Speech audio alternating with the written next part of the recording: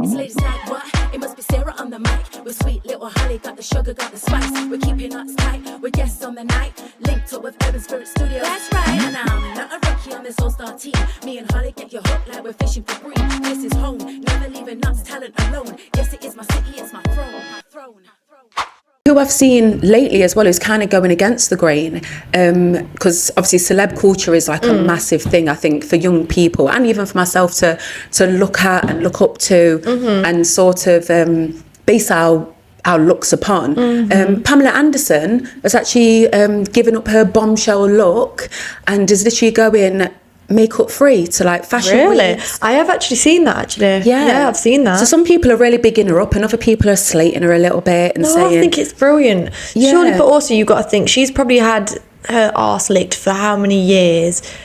She's probably not bothered anymore, doesn't do anything for her self-esteem, which goes hand in hand with, unless you love yourself, there's actually no point. You might as well just live for yourself. Yeah, you'll get sick of it anyway if 100%. People are kissing your ass for I mean, for her, in one of the articles that I read, it was more that she gave up wearing makeup because her best friend died, and her best friend was her makeup artist, and it's sort of like as a tribute to her. Oh, see. But then also, I really like the look of just being able to just turn up somewhere and not to have makeup on, because I do feel the pressure, even just to come to work and we're filming, to think, oh, you know, I need to put a bit of foundation on, you know. And she literally just said, well, no, I'm going to go to this fashion show, not wearing makeup. You have Alicia Keys, who's done it plenty of times, and she's gorgeous. Her skin is flawless. Like if I had her skin, I wouldn't wear makeup. If I had her face, I wouldn't wear makeup. Flawless. So I think she is just blessed when she can do that. But then it's also I feel like there should be more people or more women out there to sort of like I guess encourage us, to make us feel like 1,000%. Yeah, but I think now the problem is that it's like makeup becomes like clothes. You feel naked without it. Yes. And so I know I do. If I can do it without foundation and all my skin makeup on and just my eyelashes, but if I have my eyelash on as well, I would literally feel out of place. I would feel I'd feel awkward walking down the street. I'd just feel like naked. Like I'd feel horrible. I know what you mean. So I'm more daytime fine. I don't mind if I don't wear the makeup.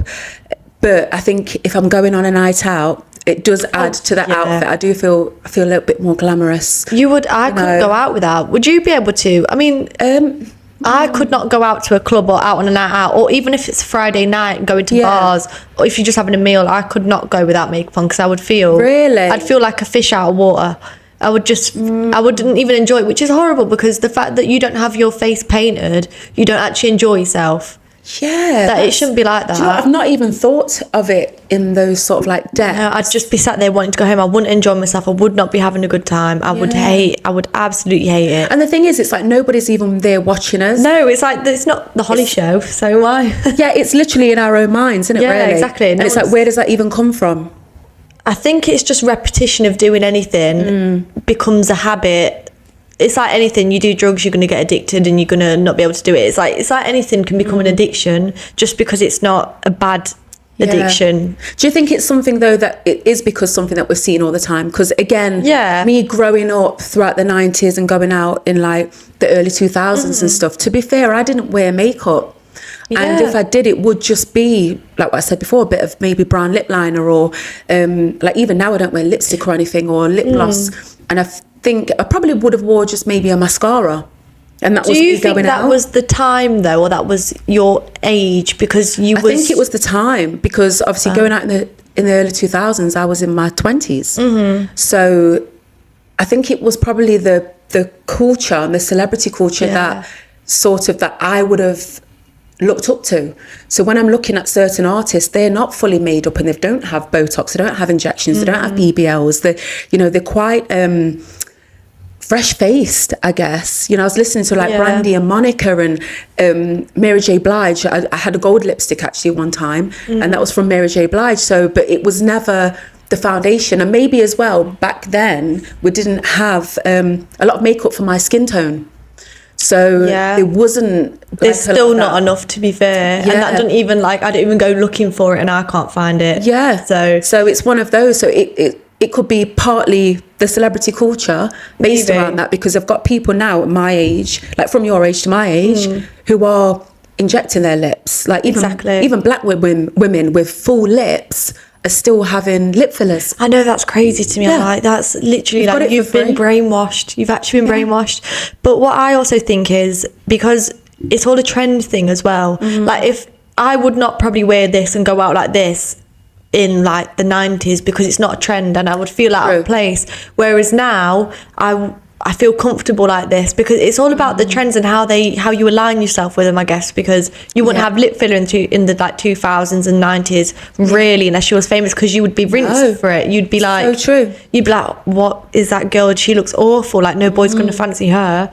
Whereas now, it's the trend. It's the in thing. And I think that's what a lot of people might not even admit, because they will say, no, it's not. This is what I choose to do, and this is what I like to do. There's nothing that irritates me more, than people that try and be so individual, following such trends. Like, not to go off topic, but I'll put this in anyway, because you need to actually hear about this.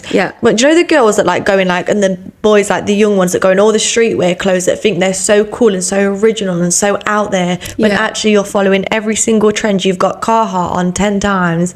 There's nothing original about it at all. But anyway, I digress. No, I know what you mean. It's all part of like the advertisement of the culture, because like what you said, back in the 90s, everything was like really skinny eyebrows.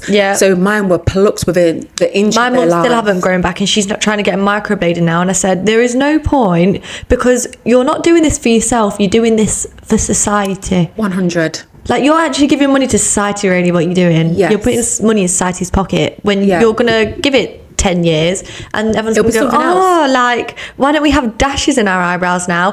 Why not put a star at the end of your eyebrow? Something stupid. Well, it's kind of like tattoos. So when I was growing up, people had tattoos, but it wasn't very mainstream. And now you see girls with full sleeves, they'll have tattoos on their faces, it'll be on the neck. Remember my brother, he had a tattoo on his hand, and my mum went mad because he was working in hospitality. And she says, how are you going to do that? And you're a waiter and you're going to hand somebody the plate. It looks so unprofessional.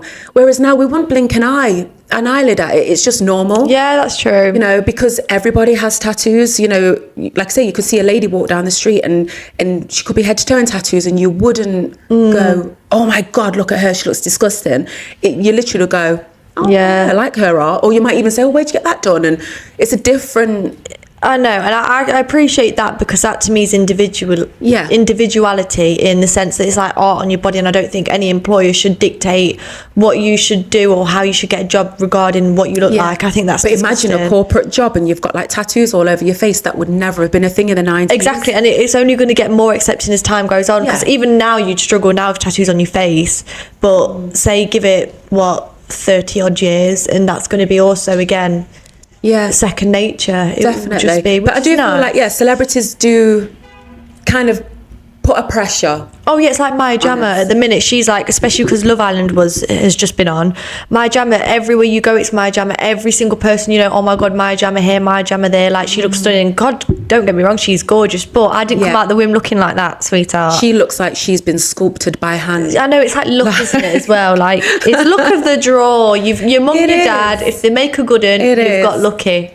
But it's I feel like there needs to be more diversity anyway. And what happens, that I've been to different countries, and you'll see like the culture is so different when you go to different countries, and you see the way that people dress and their fashion and the way that they look and things. And you could walk down the street, you could look across and go, bet she's from England.